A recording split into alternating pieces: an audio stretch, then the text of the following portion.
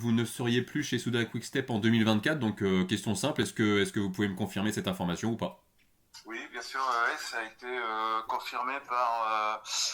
Enfin, j'ai eu la confirmation de mon non-renouvellement par le patron, par Patrick Lefebvre, fin octobre, début novembre. D'accord. Est-ce que vous vous attendiez à ce non-renouvellement ou alors ça a été une grosse surprise pour vous?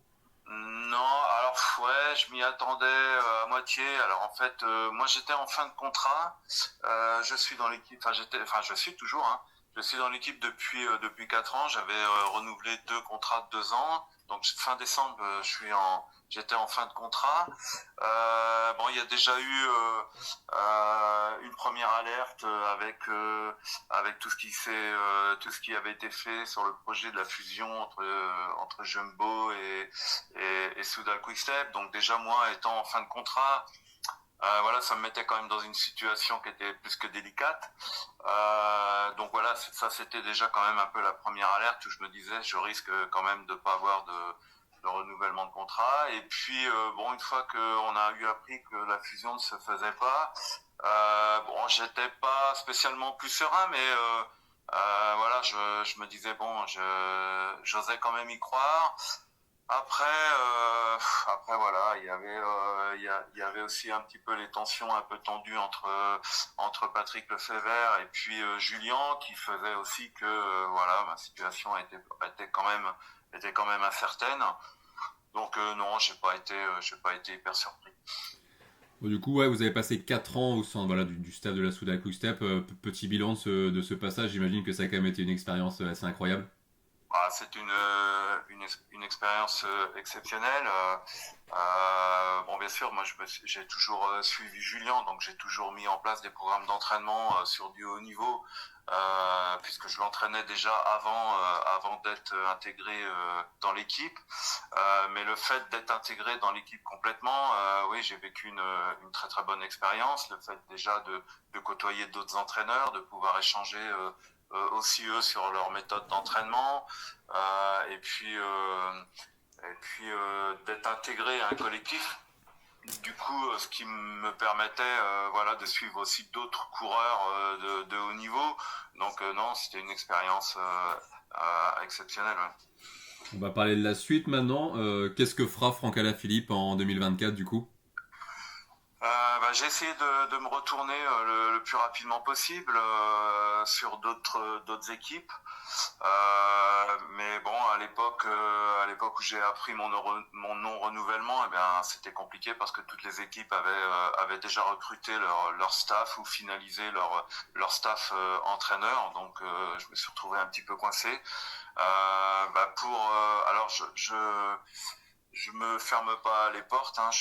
J'espère revenir chez les pros parce que c'est vraiment un domaine qui m'a vraiment particulièrement bien plu et j'ai envie d'y retourner parce que alors je crois en moi, je crois en mes compétences et je pense que je peux apporter à des équipes professionnelles ce dont j'ai appris avec Julien et ce dont j'ai appris pendant 4 ans avec Quickstep. Donc voilà, je me ferme pas les portes. Donc en 2025, j'espère retrouver notre équipe. En tout cas sur du court terme, j'étais en mise en disponibilité de la mairie de Saint-Amand, Hmm. là où je réside, et je m'occupais d'un centre d'entraînement et sport-études pour des jeunes cyclistes. Donc j'ai rendez-vous mardi prochain avec le maire de Saint-Amand pour pouvoir reprendre ma place, si c'est possible. En tout cas, pour l'instant, j'en sais rien puisque mon rendez-vous n'est pas passé. Et concernant Julien, est-ce que vous allez continuer à l'entraîner ou pas? Alors pour l'instant, bah, je l'entraîne encore jusqu'à la fin de décembre. Hein. Je suis Ouais, toujours bien son sûr. entraîneur. Après, il y a des discussions qui seront faites avec Julien, avec l'équipe. Et voilà. En tout cas, moi, ce qui est sûr, c'est que je serai toujours avec lui. Je le laisserai jamais tomber. Ça, c'est une certitude. Donc voilà. Si l'équipe lui laisse l'opportunité de continuer avec moi, c'est sûr, je le laisserai pas tomber. Je l'ai toujours entraîné. Donc voilà, alors après c'est des discussions qui vont se faire entre Julien, l'équipe et moi. En tout cas, j'ai déjà discuté avec un directeur sportif de l'équipe qui pense que la meilleure solution quand même pour Julien, c'est que je puisse continuer à l'entraîner. Hmm. Voilà, donc voilà, ça c'est encore à travailler sur ce sujet-là. Mais voilà, en tout cas, moi c'est sûr, je le laisserai pas tomber. L'idée, c'est un peu de revenir à ce que vous faisiez avant 2020, quoi. Oui, si l'équipe l'accepte, si pour Julien ça va dans la continuité et que ça ne lui pose pas de problème, ça pourrait se faire comme ça. Après, si l'équipe lui impose un entraîneur, je ne sais pas. En tout cas, ça m'a pas semblé, en tout cas avec les contacts que j'ai eus là, ça m'a pas semblé être le chemin que l'équipe voulait prendre concernant Julien, mais maintenant voilà, je sais pas, je sais pas ce qui va se passer au 1er janvier, mais bon voilà, on va en rediscuter évidemment. En tout cas, vous et Julien, vous avez envie de continuer ensemble. Ouais, bien sûr. Après, moi Julien, j'ai toujours entraîné, je le connais par cœur. Hein, ça, on en avait déjà parlé à de nombreuses fois. Je sais quand ça va pas, quand ça va, quand qu'est-ce qu'il faut. Voilà, j'arrive à trouver les solutions et enfin jusqu'à là, en tout cas, j'arrive à trouver toujours les solutions pour qu'il soit le mieux possible et quand c'était possible. Maintenant. Oui, oui, je pense que en tout cas c'est Julien qui décidera. Il faut que Julien soit le mieux possible. Si l'équipe lui impose un entraîneur, il ne faut pas que ça devienne une contrainte que ce soit moi qui l'entraîne. En tout cas, ce qui est sûr, c'est que je ne serai pas le deuxième entraîneur. Hmm. Ça c'est sûr. On en a déjà discuté avec Julien. Il faut un seul entraîneur.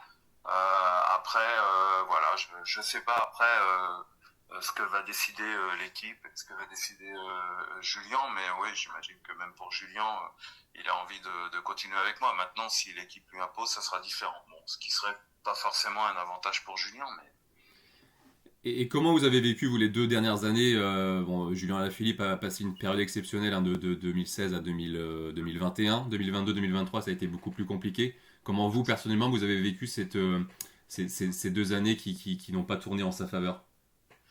bah, c'est toujours difficile. Après, il faut aussi relativiser. Je pense que dans une carrière de sportif de haut niveau, alors j'imagine que ça va arriver à tous les grands, mais voilà, ça me paraît difficile de faire une carrière sans problème. Bon, Hmm. Julien, voilà, Julien a toujours des hauts et des bas.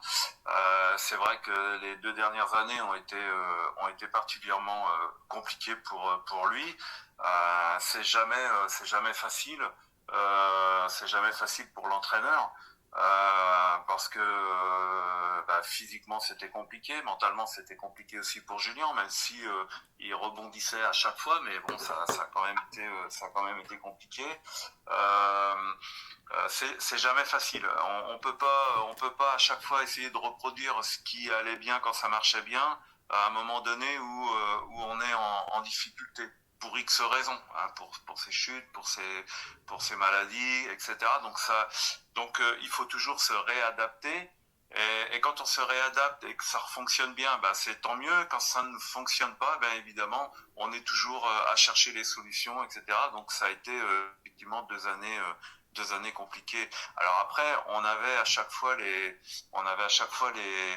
raisons pour lesquelles ça ne marchait pas. Mais bon, c'est vrai que c'est toujours compliqué quand les résultats n'arrivent pas, quand il y a toujours un pépin qui en suit un autre. Enfin voilà, ça a été quand même compliqué. Ouais. Et au sortir d'une période comme ça, est-ce qu'on se dit en tant qu'entraîneur, est-ce que je suis encore la bonne personne pour entraîner Julien, pour le faire rebondir, pour le faire retrouver son meilleur niveau? Est-ce qu'on se pose ce genre de questions? Alors après, on pourrait se poser la question si l'athlète est à 100% bien. Voilà, là on pourrait se remettre en question effectivement. Bon là, ce qui n'était pas le cas. Donc on connaît les raisons pour lesquelles Julien n'était pas à 100%. Pourquoi? Et donc après, non, en tout cas, non, moi je me remettais pas en question.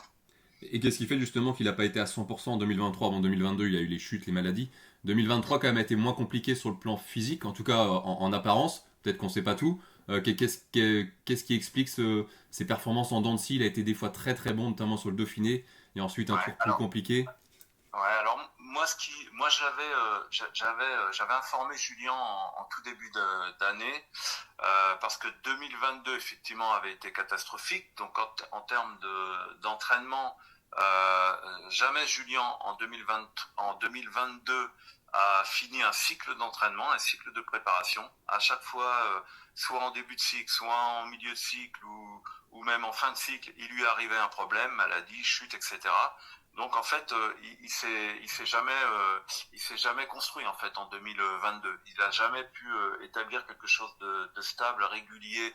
Et donc en fait, et c'est surtout aussi que déjà en 2021, ça commençait déjà aussi à être comme ça parce qu'il lui a été déjà arrivé aussi des problèmes de santé. Donc ça faisait, je dirais presque 1 an et demi que Julien n'avait pas un bon entraînement dû à toutes ces péripéties, qu'elles soient chute ou maladie. Donc ça a été compliqué et de perdre 1 an et demi, ça ne se rattrape pas en 6 mois de temps. Ça Hmm. c'était impossible. Donc j'avais bien expliqué à Julien que ça allait être long, qu'il allait avoir des hauts et des bas en 2023. Malheureusement, il a peut-être eu plus de bas que de hauts, mais je savais qu'il n'allait pas être régulier. C'est comme un coureur qui arrête 8 ou 9 mois le vélo. En 6 mois de temps, il ne peut pas retrouver ses pleines capacités. C'était impossible. Donc ça, Julien le savait, malgré le fait qu'il s'était fixé des objectifs élevés, mais il savait que ça allait quand même être compliqué. Et puis, bah voilà, 2023, ça confirme plus ou moins ce que j'imaginais. Je pense qu'il faut. Alors, ceci dit, en 2023, il a vraiment bien travaillé. Hein. Sa préparation hivernale a été bonne. Tout le long de l'année, il a bien travaillé. Là, justement, il arrivait à finir ses cycles. Mais effectivement, ces données, les données qu'on peut nous récupérer avec les logiciels et les capteurs de puissance, étaient nettement inférieures à ses meilleures années. Et là, je pense qu'il faut encore là le travail qu'il va faire cet hiver. Et voilà, il faut du temps pour qu'il puisse retrouver son niveau. Et mentalement, vous le sentez comment, vous, à quelques semaines de reprendre, de commencer Très la saison bien, très 2024? bien. Est-ce Non. qu'il, on a senti peut-être cette fraîcheur qu'il avait en 2019-2020, il l'a un peu perdu. Bon, s'il y a l'âge, le fait d'être papa et tout qui joue, mais est-ce que mentalement, voilà, il a cette envie de redevenir le Julien Lafilippe qu'il était il y a quelques années? Bah, il espère toujours et il y croit toujours. Donc ça c'est plutôt important. Et puis se donne les moyens de retrouver. Après, est-ce qu'il retrouvera son année? Ben ça, on va le voir. En tout cas, il fait tout pour et il est motivé. Ok. Il est motivé à 100% pour retrouver son niveau parce que c'est difficile pour un sportif comme Julien qui a connu quand même des moments forts dans sa carrière et là de connaître depuis 2 ans des moments plutôt très bas, donc c'est quand même difficile. Donc voilà, il fait de toute façon Julien a toujours fait du vélo pour gagner des courses, donc de peu ou pas en gagner, c'est pas ce qui lui convient. Donc il fera tout ce qu'il faut pour retrouver son niveau. Après, est-ce qu'il le retrouvera? Voilà, c'est l'avenir nous le dira. Donc pour finir, 2003, c'était l'année de la reconstruction. 2024, Voilà. normalement, c'est retour à un très haut niveau. On devrait voir du très bon Julien Lafilippe si tout va bien. Pour moi, oui. En tout cas, ça sera dans la continuité de ce qu'il a fait en 2023. Alors, sur le plan entraînement, hein, je parle pas sur le plan résultat parce que j'espère beaucoup mieux de lui, mais sur le plan entraînement, oui, ça va être dans la continuité. Je pense il lui fallait plus de temps pour retrouver son niveau. Donc oui, j'espère qu'il retrouvera un bon niveau. Ok, merci Franck Alaphilippe pour toutes ces précisions sur votre avenir et sur le cas Julien Alaphilippe. Avec plaisir.